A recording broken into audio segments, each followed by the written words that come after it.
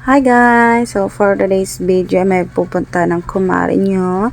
So ayan guys, lakad-lakad lang ang person hanggang sa naputikan ng aking paa. Ayan, ang tanga ko.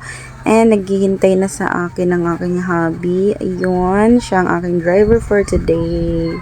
Yan. So in this part guys, is pa-cute-cute muna tayo para kunyari cute, cutie pot. And now guys, nandito na tayo sa tulay. Malapit na tayo sa lugawan. Nakikita ko na.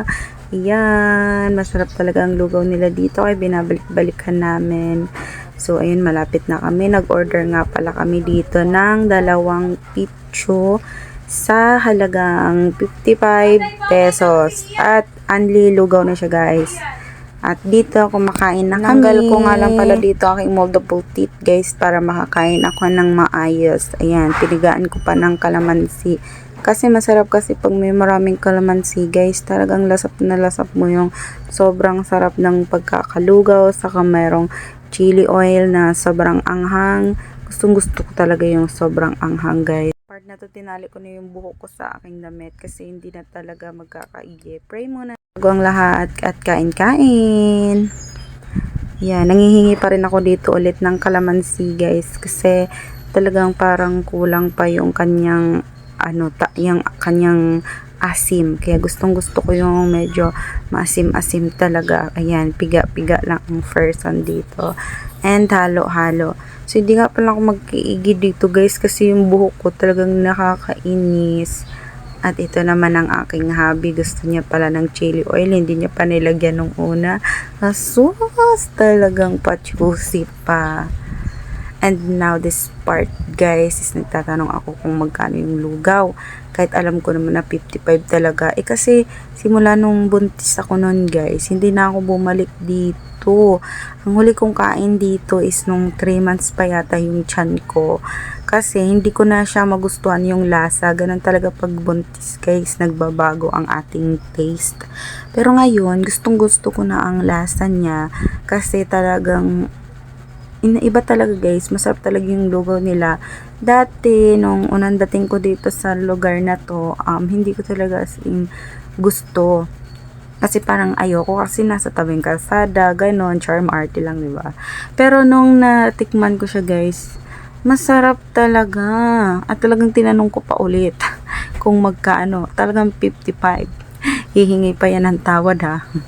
Pero alam nyo guys, pagkakain kayo dito, unlimited yung lugaw. So, ibig sabihin, kung order kayo ng 55 pesos, kung hindi ka pa busog, pwede ka pa manghingi ulit ng lugaw at bibigyan ka din naman, 'di ba?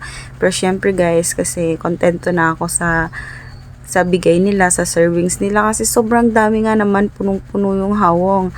Tinignan pa nga namin ng ilalim at gawa ng may aso guys. Mamaya mapapak na kami ng aso. Problema na naman. So, ayan guys, talagang ganyan ako kumain guys. Pagpasensyahan nyo na. Talagang as in, ayan o, tinatanggal yung mga buto-buto. Favorite ko kasi talaga yung manok guys. Ewan ko, kahit anong gawin ko, favorite ko talaga siya. Tignan nyo naman ako kumain guys to, diba? Tapos yung buhok ko, naiirita na ako dyan sa buhok ko, hindi nyo lang alam. Tapos guys, dito na banda is malapit nang matapos. O, diba? Kukuha na ng tubig ang person, kukuha na ng tubig kasi nga nauhaw na at kailangan na naming uminom ng water.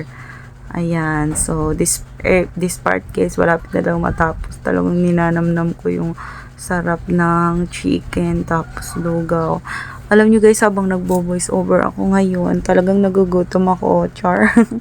So ayun guys, sobrang sarap-sarap lang ng kain-kain namin dito ni Bobby. At yun, talagang patinot sa buto yung lasa ng manok niya. At sobrang sarap. So, kung napapadaan kayo dito, dito lang ito guys sa Calabarzon. Makikita nyo lang to dito pag dadaan kayo. May nakatatak naman sa taas na lugaw. At kung gusto nyo kumain, pwede kayo ditong kumain tanghalian. Bukas naman sila. Siguro mga hanggang 3 PM sila dito bukas guys. Ganon.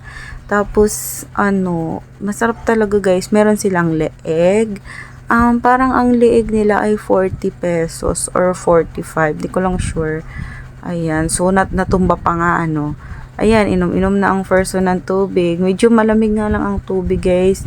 Especially, kumain pa naman ako ng mainit. Kaya hindi pwede uminom ng maraming tubig kasi maghahalo ang init saka yung lamig, 'di ba? Magti-trigger siya sa stomach mo. So ayun guys, talagang kita nyo naman, said na said ko talaga yung manok. Ang galing ko talaga kumain pag manok-manok na ang pinag-uusapan kasi favorite ko talaga yan guys. So ayan, 'di ba? Kita nyo naman guys, oh. Namnam na namnam ko yung sobrang sarap.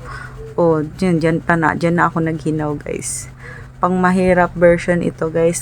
Thank you for watching.